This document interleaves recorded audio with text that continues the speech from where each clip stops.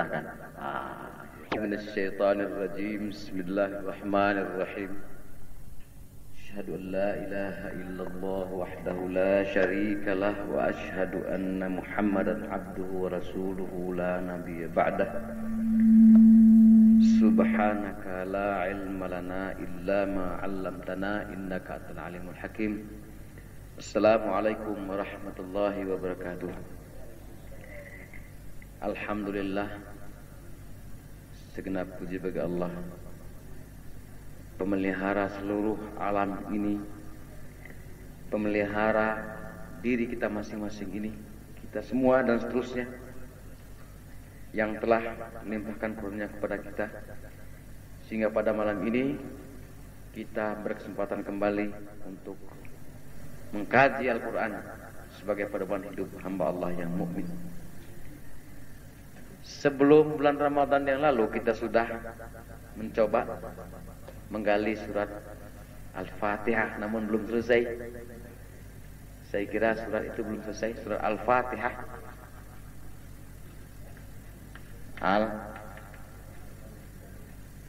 Al-Fatihah. Sebelum Ramadan ini sudah kita bicarakan surat Al-Fatihah ini. Baru satu ayat. Belum selesai juga. Insyaallah pada malam ini kita lanjutkan pembahasan kita mengenai surah Al-Fatihah. Tapi walaupun akan kita lanjutkan, sebelumnya mari kita ingatkan kembali bahwa surat Al-Fatihah ini adalah surah yang pertama. Jadi bukan pertama kali turunkan, surah pertama dalam kitabullah. Ya. Arti Al-Fatihah adalah Waalaikumsalam, pembuka, ya,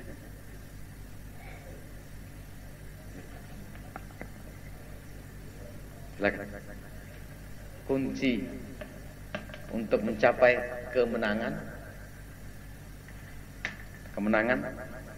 Sering juga disebut Sab'ul Masani, itu 7 ayat yang selalu diulang-ulang. Ini Sab'ul Masani, 7 ayat yang selalu diulang-ulang. Jadi surah Al-Fatihah selalu juga disebut Sab'ul Masani, 7 ayat yang selalu diulang-ulang. Surah Al-Fatihah artinya adalah pembuka atau kemenangan atau kunci untuk mencapai kemenangan. Jadi kita kembalikan lagi supaya kita ingat, serba singkat karena kita untuk memahami pengertiannya, sehingga kita pada saat baca surat Al-Fatihah dan surat itu kita merasakan kesegarannya. Kita teruskan.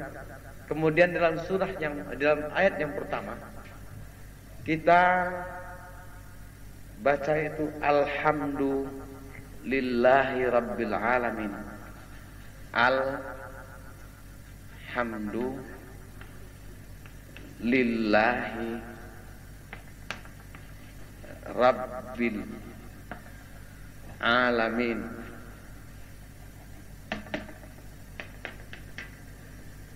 Kembali kepada artinya dulu, yaitu segala puji hanya kepada Allah atau kepunyaan Allah. Rabbul Alamin, Rabbil Alamin, yaitu pemelihara seluruh alam, jagat raya ini, alam jagat raya beserta isinya. Jadi jagat raya dengan segala isinya, itu dengan segala ciptaan Allah, itu alam namanya, yang terlihat atau yang tidak terlihat oleh kita, itu alam. Jadi kalau alam ini kan bahasa Arab, alam. Ya, kalau kita tanyakan apa artinya alam, alam ya alam itulah dari Arab pulang ke Arab juga. Jadi alam jagat raya dengan segala apa yang ada dalam kandungan itu alam, termasuk diri kita ini. Jadi segala sesuatu ciptaan Allah itu alam. Alam. Jadi Alhamdulillahi Rabbil Alamin.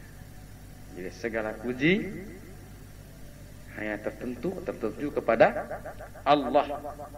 Lillah itu hanya kepunyaan Allah, hanya kepada Allah saja. Rabbul alamin, Rabbil alamin itu yang memelihara seluruh alam jagat raya. Kemudian kita melihat dari sudut ayat ini, kita lihat dari segi katakanlah kedudukannya, bahwa yang berhak dipuji hanyalah Allah.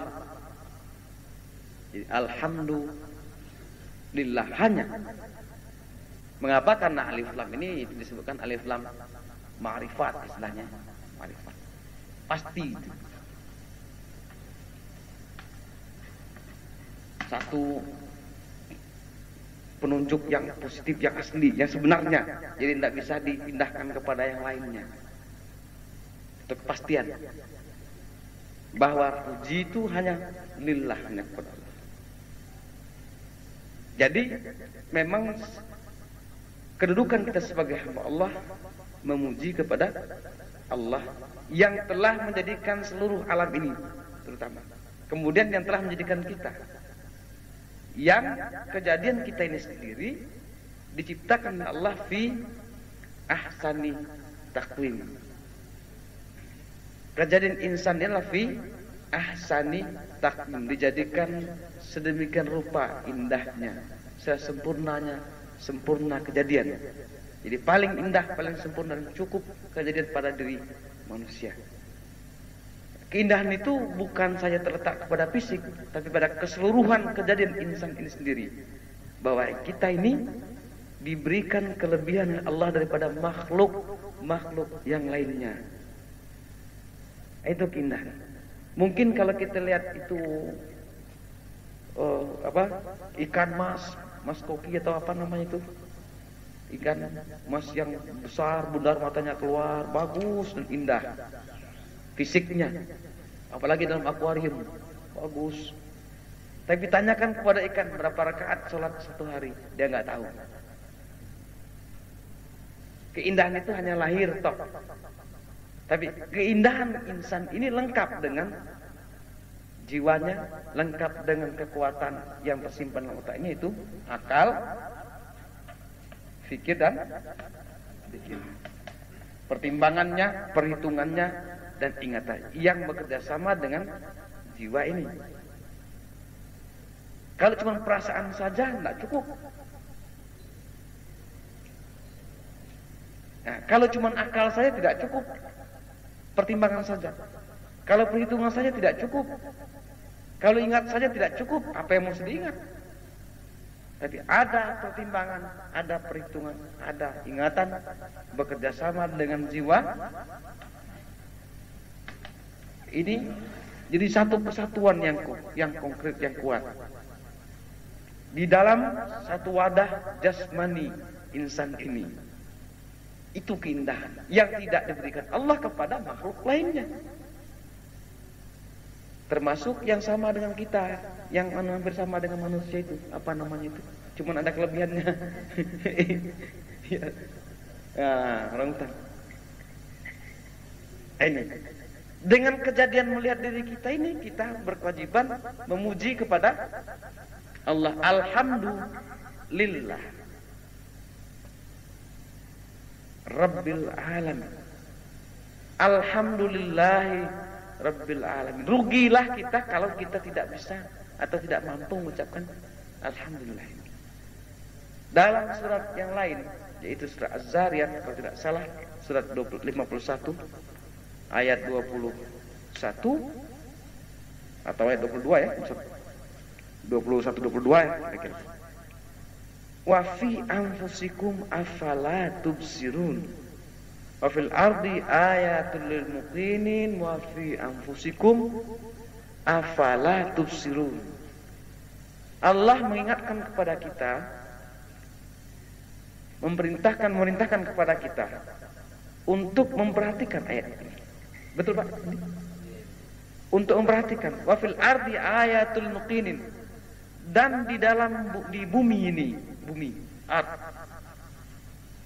terdapat tanda-tanda kebesaran Allah bagi orang yang mau patuh, muqinin, yang mau patuh tunduk. 21 dan 22.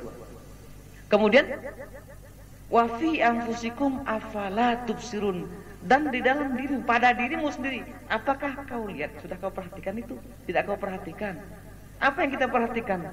Bukan sekedar pakai cermin.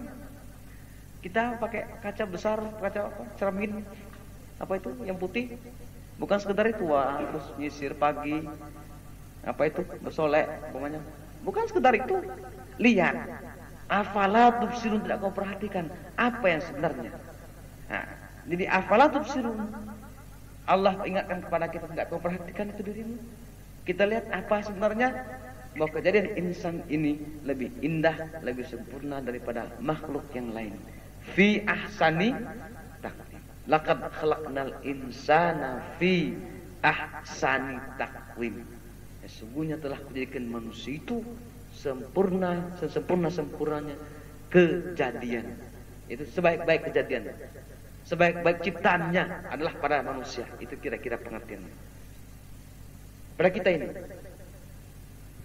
Dengan demikian, setelah kita melihat bahwa kita diciptakan Allah, dijadikan Allah hambanya, makhluknya yang pilihan, maka kita seharusnya menyatakan alhamdulillahi rabbil alamin.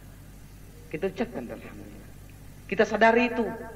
Kepada siapa kita mesti ucapkan puji? Yaitu hanya kepada Allah. Allah telah menguji manusia, menguji kita ini. Fi ahsani taqwim, dijadikan manusia bagus. Nah, kemudian kita memuji kepada Allah dengan mengucapkan alhamdulillahi rabbil alamin. Kita dipuji Allah. Bagus kejadian manusia ini. Kemudian kita dimuliakan daripada makhluk yang lainnya. Kemudian lalu kita melihat dari sudut kejiwaan, serba sedikit kita lihat kembali. Setelah kita ketahui bahwa dalam diri kita ini, kejadian kita ini bagus, dilengkapi Allah dengan jiwa, dilengkapi Allah dengan kekuatan otak yang bekerja sama dengan jiwa ini, maka apabila kita mengucapkan alhamdulillahi rabbil alamin, ada yang harus hilang dari diri kita ini. Bukan hilang habis begitu saja, tidak. Bersihnya jiwa ini daripada sifat riya, itu ingin dipuji. Berbuat, melaksanakan satu perbuatan, terutama pengabdian kepada Allah, hanya ingin mendapatkan pujian dari sesama insan. Sesungguhnya harus hilang itu. Sebab yang kita katakan adalah hanya tertuju kepada Allah sajalah segala pujian itu. Segala puji ini adalah kepunyaan Allah, tidak saya. Jadi dari kalimat alhamdulillah ini sudah kita ketemukan satu obat syifa yang langsung mengobati jiwa. Syifa. Wa nunazzilu minal Qur'ani ma huwa syifaun. Di dalamnya kami turunkan Al-Qur'an, di dalamnya terdapat syifa, obat. Apa syifa? Bukan obat pil, bukan kapsul, bukan injeksi. Syifa itu obat yang benar-benar dapat menyembuhkan penyakit, yang langsung menembus ke dalam lubuk jiwa. Dengan ucapan alhamdulillahi rabbil alamin ini penyakit yang selalu bersarang dalam diri kita, yaitu riya ya. Riya pakai apa itu? Hamzah. Ya. Bukan pakai ka. Riya artinya senang dipuji. Hanya. Ini penyakit manusia. Ini harus hilang. Dapat menghilangkan penyakit dan harus hilang, karena kita sadari kalau kita baca. Lain halnya kalau memang baca cuman sampai di tingkat apa? Ya, begitulah. Memang sampai di situ. Kalau sampai di tingkat lagu ya, bukan tidak boleh berlagu, boleh berlagu, tapi kalau lagunya karena coba baca Fatihah. Alhamdulillah rabbil alamin. Cocok enggak semuanya? Bagus enggak suara saya? Wah, begini man. Nah, itu kan dengan pujian ini berarti tidak meresapkan apa yang dimaksud dengan ayat ini, sehingga penyakit ini tidak dapat dihilangkan, bahkan makin membesar. Bukan Al-Quran yang salah, karena jiwanya belum dibersihkan. Disinilah kandungan pengertian la yamassuhu illal mutahharun. Kandungan pengertiannya antara lain, tidak akan dapat menyentuh Al-Quran itu kecuali orang yang dibersihkan. Kembali kepada kebersihan jiwa, kebersihan jasmani, kebersihan anggota sujudnya, kebersihan keseluruhannya. Taharah dalam pengertian hakikinya. La yamassuhu illal mutahharun. Taharah dalam pengertian hakiki itu juga seharusnya dapat menyentuh, membersihkan penyakit ini. Dengan mengingat bahwa alhamdulillahi rabbil alamin. Setelah kita bersihkan diri kita dengan zakat, infak, dan basmalah pada saat kita mau berbuat baik, makan dan minum dan sebagainya, melakukan perbuatan yang baik. Itu taharah dalam pengertian hakiki, bukan syar'i. Kalau syar'inya syarat sesuai dengan fikih yang berlaku. Dimaksud dengan taharah, bersih, bersuci. Tapi yang dibersihkan itu bukan lahirnya saja. Ini. Jadi kembali kepada masalahnya, yaitu alhamdulillahi rabbil alamin. Penyakit riya ini, senang dipuji ini, harusnya lenyap dari diri kita, dari jiwa kita ini. Berubah dia menjadi satu kekuatan lain, menjadi gairah namanya. Gairah bersaing secara sehat. Satu satu gairah, satu keinginan yang kuat tapi secara sehat. Nah, jadi bukan riya ya. Nah, kemudian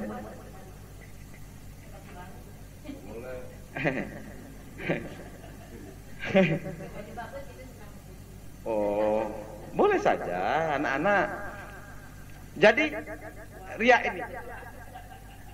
Kemudian kita ingat bahwa kita kembalikan lagi, apabila seseorang nauzubillah misalnya melaksanakan atau berbuat terutama ibadah dengan riya, maka ada satu usaha pada dirinya tanpa dia sadari mengambil alih kepunyaan Allah Subhanahu wa taala, kekuasaan Allah, yaitu pujian ini. Ada suatu perbuatan, usaha kudeta terhadap hak Allah di saat seseorang melaksanakan ibadah dan yang lainnya karena riya. Diancam, sedangkan ini perbuatan riya, sedang perbuatan diancam oleh Allah. Fawailul lil musallin alladzina hum yura'un wa yamna'un al-ma'un. Mengapa itu diancam? Karena itu jelas dasarnya. Neraka, wail bagi orang yang sholat, tetapi sholat itu karena yura'un, karena ingin dipuji, karena ingin perbuatan ingin dipuji dalam sholat ini sama halnya dengan mengambil alih kekuasaan Allah. Itu terjemahannya sampai sini. Kita pengertiannya. Wa yamna'una, kikir, bakhil, terlalu berhitung kepada Allah dan perintah Allah Subhanahu wa ta'ala. Kikir, kedekut. Jadi jangan diputuskan fawailul musallin titik, nggak boleh itu. Kalau PKI dulu ya fawailul musallin, neraka bagi orang salat, habis nggak usah salat, dia bilang neraka. Itu dulu. Ini nggak boleh, ini harus diteruskan. Yang mana yang anu? Wail alladzina hum fawailul musallin alladzina hum gimana terusnya ini? Iya, yura'un wa yamna'un al-ma'un. Yang salatnya cuma yura'un, riya. Ini obat. Jadi kita ucapkan alhamdulillah sehingga terasa ini hilang riya ini. Di saat kita takbir kemudian kita ucapkan baca surah Al-Fatihah ini, maka kita sudah merasakan kecilnya kita sebagai hamba Allah. Kecilnya kita sebagai hamba Allah. Allah sudah katakan bahwa kita jadikan sebaik-baik pendirian, kejadian dan pendiriannya. Tapi kita ucapkan alhamdulillah rabbil alamin, ternyata kita dapat merasakan sesuatu demikian kehebatan kebetulan ilahi. Haknya lah segala pujian itu. Kepada Allah sajalah kita kembalikan segala puji itu. Saya ini tidak berhak. Tidak berhak. Bukan tempatnya. Nah, kemudian lillah hanya Allah. Jadi hanya kepada Allah. Allah tok, tidak ada yang lain beserta dengan Allah. Jadi jangan tambah embel-embel. Karena ada suka juga yang nambah. Tambah embel-embel. Ditambah juga karuhun nantinya kan. Ada itu namanya, tapi itu musyrik namanya. Jadi lillah enggak ada embel-embel, tidak ada sekutu bagi Allah. Hanya kepunyaan Allah wahdahu la syarikalahu. Yang tidak ada sekutu baginya. Jadi Allah ini Rabbul Alamin, memelihara. Jadi seluruh alam ini di bawah kekuasaan Allah Subhanahu wa taala. Di bawah pemeliharaan Allah Subhanahu wa taala. Rabb tidak terkecuali kita. Jadi kita yang berdiri menghadap kepada Allah ini, dimanapun kita berada, di bawah kekuasaan dan pemeliharaan Allah Subhanahu wa taala. Apa yang terjadi, yang tumbuh seharusnya pada diri kita ini, itu timbul berani. Berani betul ya, artinya berani karena salah, takut karena benar.